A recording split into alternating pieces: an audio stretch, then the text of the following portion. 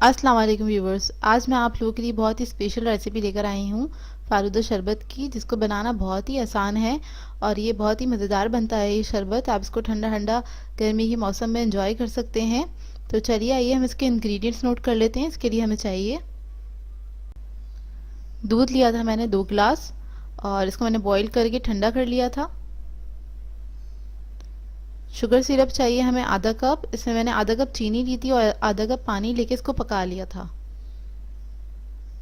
इसके अलावा हमें बर्फ़ चाहिए क्रश की हुई, हस्बे ज़रूरत, जितनी आपको ज़रूरत हो उतनी आप ले सकते हैं। ये बेसल सीड्स हैं 1 टेबलस्पून, इसको मैंने सोक कर दिया था और इसे तुख्मे वलंगा भी कहते हैं। इसके अलावा हमें बादाम पिस्ते चाहिए होंगे, 2 टेबलस्पून लिए थे और इसको मैंने स्लाइस कर लिया था। ये रूह अफ़ज़ा जेली है, ये मैं बनाना आपको सिखा चुकी हूँ। 1 कप लूँगी और इसके मैंने छोटे क्यूब्स कट कर लिए हैं। इसके अलावा पाइनएप्पल जेली ली है मैंने और इसके भी मैंने क्यूब्स कट कर लिए थे। ये कलरफुल पास्ता है, 3 टेबलस्पून लेके इसको मैंने बॉईल कर लिया था। रूह अफ़ज़ा शरबत है 1/4 कप। केवड़ा एसेंस लेंगे 1/2 टीस्पून।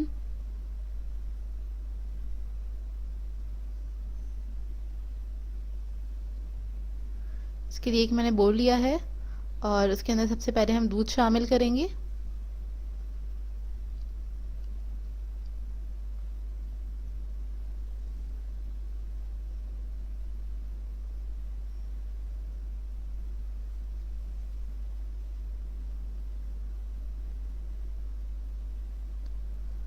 इसके बाद में इसके अंदर रूह अफ़ज़ा जेली शामिल कर दूंगी और ये पूरा कप ऐड नहीं करूंगी, इसमें से बचा लूंगी थोड़ी सी। सो व्यूअर्स, ये सारे इंग्रेडिएंट्स जो लिए हैं ये मैंने अपने हिसाब से लिए हैं। अगर आपको इसमें से कुछ कम या ज़्यादा करना हो तो आप लोग कर सकते हैं अपने हिसाब से भी। जैसी जो चीज़ आपको ज़्यादा पसंद है वो ऐड कर सकते हैं। तो इसके अंदर कोई हार्ड एंड फास्ट रूल नहीं होता कि ये चीज़ आप ज़्यादा डालेंगे और ये चीज़ कम। अभी तमाम चीज़ें एक एक करके मैं इसके अंदर ऐड कर दूंगी और इसको मिक्स कर लूँगी अच्छे से। अभी तक मैंने सिर्फ दोनों जेलियाँ ऐड करी हैं, शुगर सिरप ऐड किया है और रूह अफ़ज़ा ऐड किया है इसके अंदर। इसको मिक्स कर रही हूँ मैं। कलर देखें इसका कितना अच्छा हो गया है। अभी कलरफुल पास्ता है, ये ऐड कर देंगे इसके अंदर। अगर ये ना मिले आप लोगों को तो आप लोग फालूदा सेवइयाँ होती हैं वो भी ऐड कर सकते हैं इसके अंदर। इससे ज़रा प्रेजेंटेबल लगता है ये और बच्चों को भी बहुत पसंद आता है, बहुत अट्रैक्टिव बनता है ये शरबत।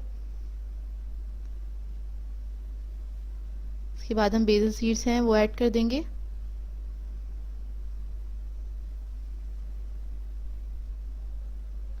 बेसल सीड्स को आप 15 से 20 मिनट के लिए सोक करके रख सकते हैं। आधे कप पानी में मैंने इसको सोक किया था 1 टेबलस्पून को। केवड़ा एसेंस ऐड कर दिया है मैंने। अगर आप लोगों को केवड़ा एसेंस ना पसंद हो तो आप लोग इसमें इलायची पाउडर भी ऐड कर सकते हैं और रोज़ एसेंस भी ऐड कर सकते हैं। अब इसमें बादाम पिस्ते ऐड कर रही हूँ, थोड़े से मैं डेकोरेशन के लिए बचा लूँगी ऊपर गार्निश के लिए।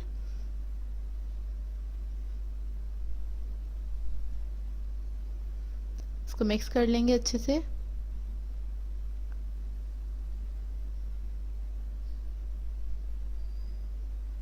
बस लास्ट में हम इसके अंदर बर्फ़ शामिल करेंगे।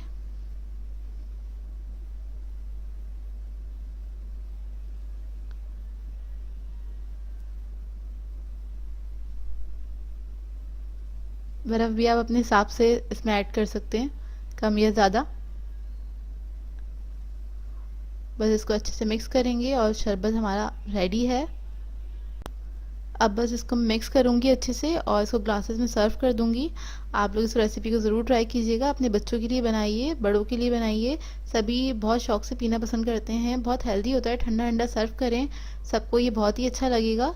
तो इस रेसिपी को ज़रूर ट्राई करिएगा और मुझे इसका फीडबैक ज़रूर दीजिएगा। अब मैं इसको ग्लासेस में निकाल लूँगी, ये देखिए, और ऊपर से थोड़े से बादाम पिस्ते जो हैं उसको स्प्रिंकल कर रही हूँ। इस तरह से ही दिखेगा ग्लास आपका। हलीम की रेसिपी लेकर आई हूँ जिसको बनाना आसान है। घर में आपको बताऊंगी घर में आप किस तरह से आसान तरीके से बना सकते हैं और ये जल्दी बन जाती है, बहुत ज़्यादा टाइम नहीं लगता जिस तरह आप देग वगैरह में बनाते हैं, क्योंकि मैं पतीले में बनाना बता रही हूँ आपको थोड़ी क्वांटिटी में। तो चलिए आइए इसके इंग्रेडिएंट्स नोट कर लेते हैं। इसके लिए हमें चाहिए, ये मैंने जौ लिया था आधा किलो। जौ और गंदम इसके अंदर मिक्स हैगा। तो गंदम जो है 250 ग्राम लिया था, 1 पाव, और आधा किलो जौ लिया था। इसको मैंने भिगो दिया था तकरीबन 8 घंटे के लिए। और ये हमारे पास दालें हैं, तो चना दाल ली थी मैंने आधा किलो, मूंग की दाल ली थी मैंने 1 पाव, और मसूर की दाल ली थी मैंने 1 पाव। इन तीनों दालों को मैंने भिगो दिया था। इनको भी सेम टाइमिंग के लिए भिगोना है, 8 घंटे के लिए। इसके अलावा हमें हल्दी चाहिए होगी 1 टेबल स्पून,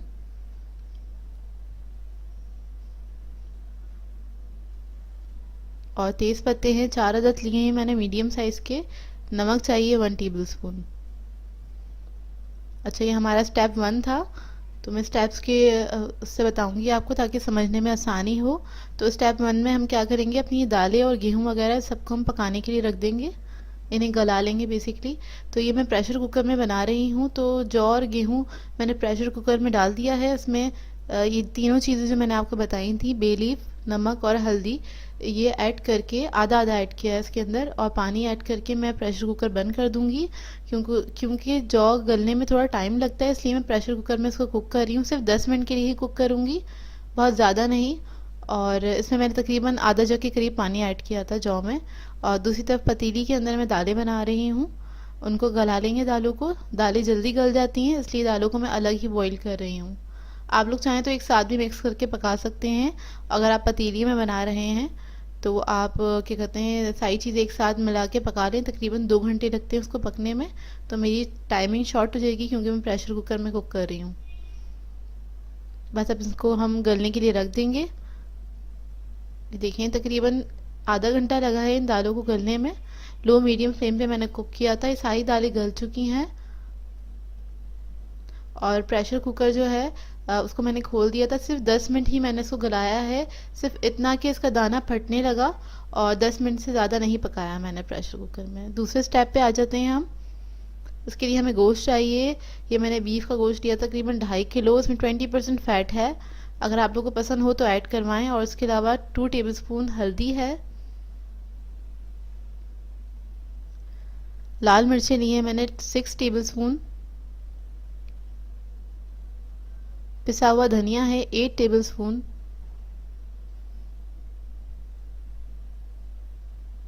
प्याज है हमारे पास 6 अदद ली थी मीडियम साइज की, इसको मैंने स्लाइस कर लिया था। लहसुन है हमारे पास 8 टेबल स्पून।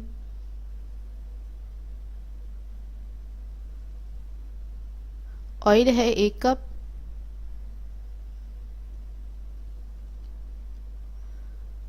नमक है हमारे पास 1 टेबल स्पून। ये कौरमे के अज्जा थे।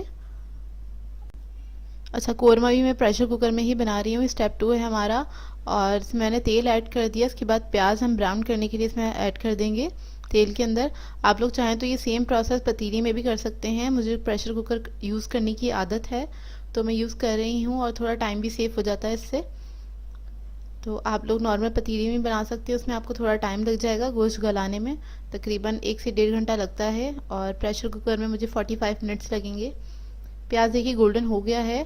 अब इसके अंदर मैं लहसुन ऐड कर दूंगी और थोड़ा सा इसको भून लूँगी। लहसुन को ज़्यादा नहीं, बहुत हल्के सा।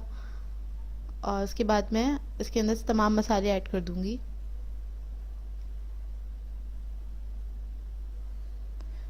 लाल मिर्चें, धनिया, हल्दी, नमक, सब चीज़ें ऐड कर दी हैं। इसको हल्का सा मिक्स करेंगे। इसमें थोड़ा सा पानी ऐड करेंगे।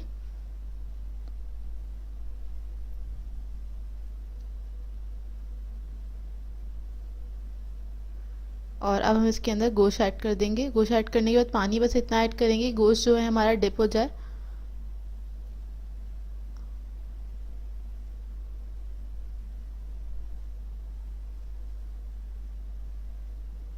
और ये ऐड करने के बाद इसको मैं बंद करूँगी और प्रेशर कुकर को मैं पकने के लिए रख दूँगी। और इसमें मुझे तकरीबन 45 मिनट्स लगे थे पकाने में।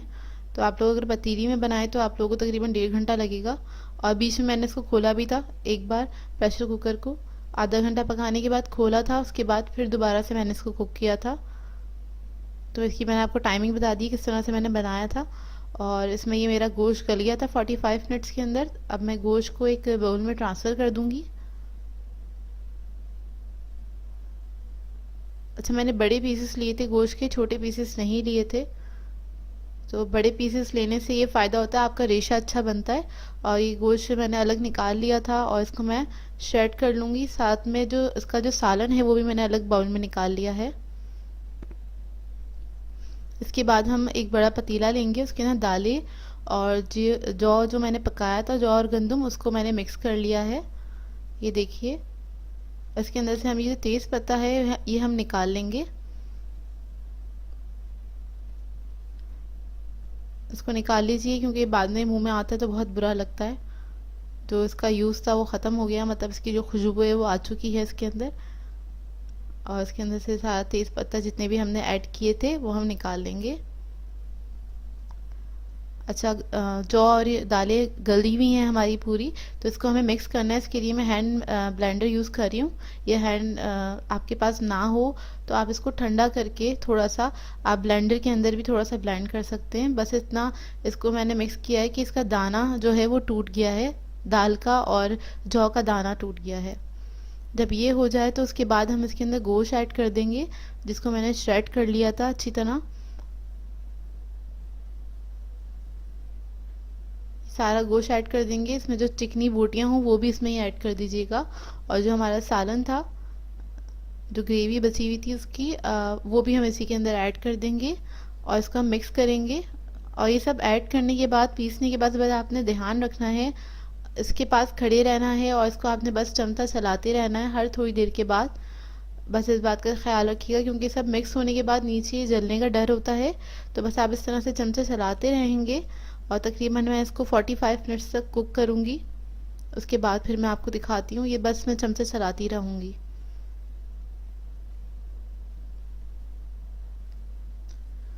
बस ये नीचे ना लगे, इस बात का ख्याल रखिएगा। और मीडियम फ्लेम पे बस इसको पकने दें। ये चमचा चलाते चलाते ही इसके अंदर जो ऑयल है वो सारा इसी के अंदर चला जाता है, गायब हो जाता है बिल्कुल। तकरीबन आधे घंटे से ज़्यादा हो गया है इसको पकते हुए।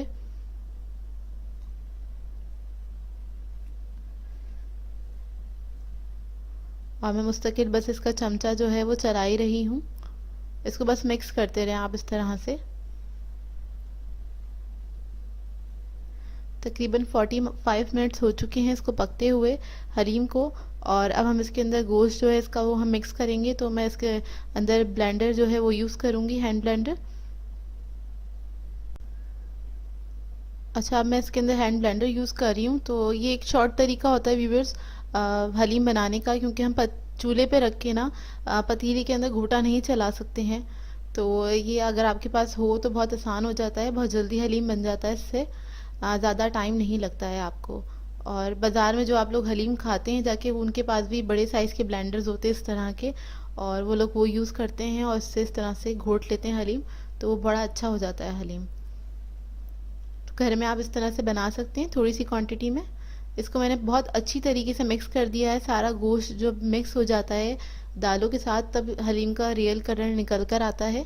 ये देखिए। और अब मैं इसको हटा लूँगी। इसके बाद इसको मैं तकरीबन आधा घंटा और कुक करूँगी और बस इसको मिक्स करती चली जाऊँगी। गोश्त जब मिक्स हो जाए अच्छी से, तकरीबन आधा घंटा आपने पकाना है और इसका रेशा बहुत अच्छा आता है। बहुत मज़ेदार हलीम बनता है। ये बहुत मज़ेदार बना था एक्चुअली हलीम ये। बस इसको आधा घंटा मैंने कुक करना है। उसको मैंने रख दिया। स्टेप 3 पे हम आ जाते हैं।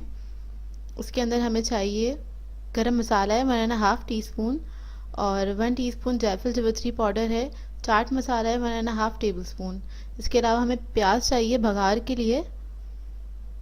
एक प्याज लिया था, उसको मैंने स्लाइस कर लिया था। और ये लवाजमात है हमारे पास, जिसमें मैंने नींबू लिया है, हरी मिर्चें हैं, अदरक है और पुदीना है, जो हम ऊपर हलीम पे स्प्रिंकल करके और सर्व करते हैं। ये सर्विंग के वक्त आप रख सकते हैं अपने टेबल पे। इसके साथ तली हुई प्याज ली है। ये हस्बे ज़रूरत होता है, जितना आपको ज़रूरत हो उतना आप ले सकते हैं। व्यूअर्स, आधा घंटा मैंने हलीम को कुक कर लिया था और अब मैं इसके अंदर मिक्स करूँगी ये तीनों चीज़ें। ये बिल्कुल लास्ट में ही जाती हैं तीनों चीज़ें। और उसके बाद इसको बस मिक्स करके मैं फ्लेम ऑफ कर दूंगी। बस अच्छे से आप मिक्स कर लें। हलीम देखिए आपको शक्ल से ही अच्छी लग रही होगी, बहुत ही मज़े की बनी थी ये हलीम। इस रेसिपी को ज़रूर ट्राई कीजिएगा। सबके घरों में अलग अलग तरीक़ों से बनती है ये रेसिपी, और सब डिफरेंट चीज़ें यूज़ करते हैं, कोई कुछ मतलब ऐड कर रहा होता है। तो ये एक सिंपल सा तरीका है, मैं इसी तरह से बनाती हूँ हलीम। तो आप लोग इस रेसिपी को ज़रूर ट्राई कीजिएगा। अच्छा, मैंने आधा कप ऑयल लिया था प्याज को फ्राई करने के लिए, तो वो भी आप लिख लीजिएगा अपने पास, मैं लिखना भूल गई। बस प्याज का हम इस पे बघार करेंगे हलीम के ऊपर। फ्लेम में ऑफ कर चुकी हूँ हलीम की। ये देखिए इस तरह से मैंने बघार कर दिया है प्याज का। प्याज सारी इसके ऊपर ऐड कर देंगे, थोड़ी सी और ऐड करूंगी प्याज इसके ऊपर।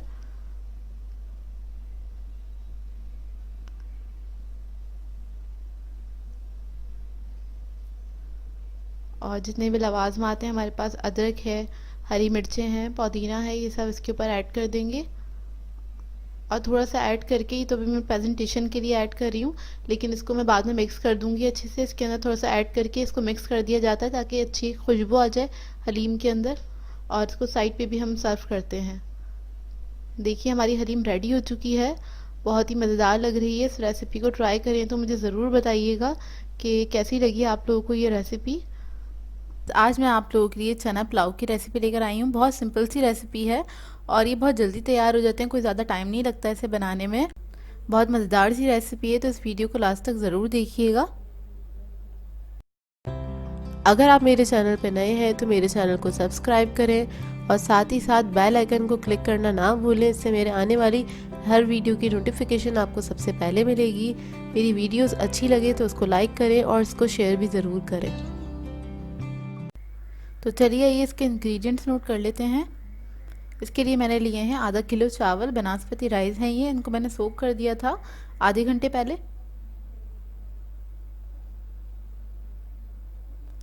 और चने चाहिए हमें 2 कप लिए हैं मैंने, बॉईल करने के बाद इसको मेजर किया था। आलू हैंगे 3 अदद मीडियम साइज़ के, इसको भी मैंने बॉईल कर लिया है, नमक डाल के बॉईल किया था और कट कर लिया है। इसके अलावा हमें चाहिए लहसुन पेस्ट है 1 टीस्पून, ये थोड़ा सा पतला है इसलिए आपको थोड़ा ज़्यादा दिख रहा होगा। गरम मसाले में हमें चाहिए तेज़ पत्ते हैं 2 अदद, छोटे साइज़ के लिए थे इसलिए 2 अदद लिए हैं। 1 अदद सिनेमन स्टिक चाहिए हमें, और काली मिर्चें 10 से 12 अदद। बड़ी इलायची चाहिए 2 अदद, मीडियम साइज़ की है ये।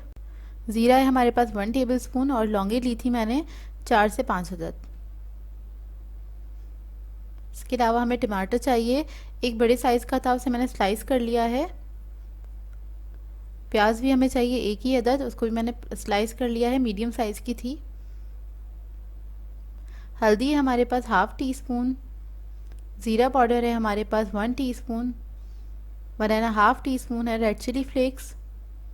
सॉल्ट है हमारे पास 1.5 टीस्पून, और ये जायफल जावित्री का पाउडर है 1/4 टीस्पून। इसके लिए मैंने एक पतीली ले ली है और उसके अंदर मैं आधा कप ऑयल ऐड करूंगी। ऑयल ऐड कर दिया है मैंने। उसके बाद इसके अंदर मैं प्याज शामिल कर दूंगी, और प्याज को हम थोड़ा सा ब्राउन करेंगे, लाइट ब्राउन कलर तक हम इसको फ्राई करेंगे। 2 से 3 मिनट लगेंगे इसे फ्राई होने में। तो ये देखिए प्याज हमारी जो है फ्राई हो गई है, और इसके अंदर मैं साबुत गरम मसाला जो था वो सारा इसके अंदर मैंने डाल दिया। इसको हल्का सा फ्राई करूँगी, अच्छी खुशबू आने लगे। फिर उसके बाद मैं इसके अंदर लहसुन जो है वो ऐड कर दूँगी, और इसको भी मैं हल्का सा फ्राई कर लूँगी।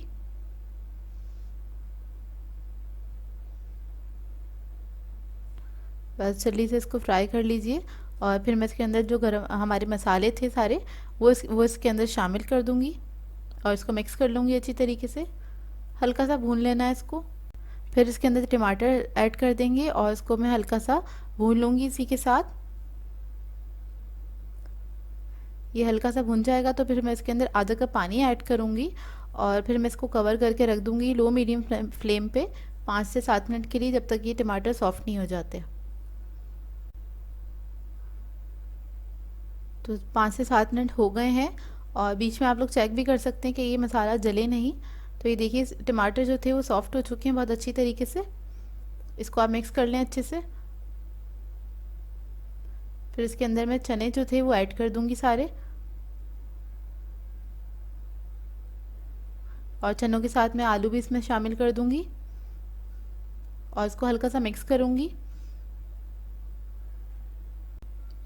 इसको मिक्स कर लें अच्छी तरीके से, हल्का सा भून लें 1 मिनट तक, ताकि इसके अंदर भी अच्छे फ्लेवर्स आ जाएं।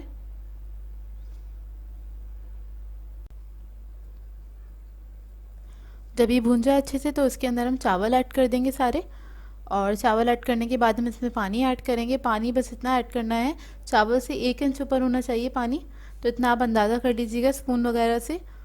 तो मैं इसमें पानी ऐड कर रही हूँ बस, और पानी ऐड करके इसको मैं थोड़ा सा कवर करके थोड़ा सा ढकना खुला रखेंगे पतीली का, और इसको मैं पकने के लिए रख दूँगी 10 मिनट तक मीडियम फ्लेम पे। तो ये देखिए बस अब स्पून से चेक कर लें आपने इसमें कितना पानी ऐड किया है, तो 1 इंच ऊपर ही होना चाहिए बस। इसको मैं हल्का सा कवर करके इसे पकने रख दूँगी। तो ये देखिए 10 मिनट हो गए हैं, उसका पानी काफ़ी हद तक ड्राई हो गया है। और अब इसके अंदर मैं 2 हरी मिर्ची ऐड करूँगी और इसको मिक्स करके बस मैं दम पे रख दूँगी इन चावलों को।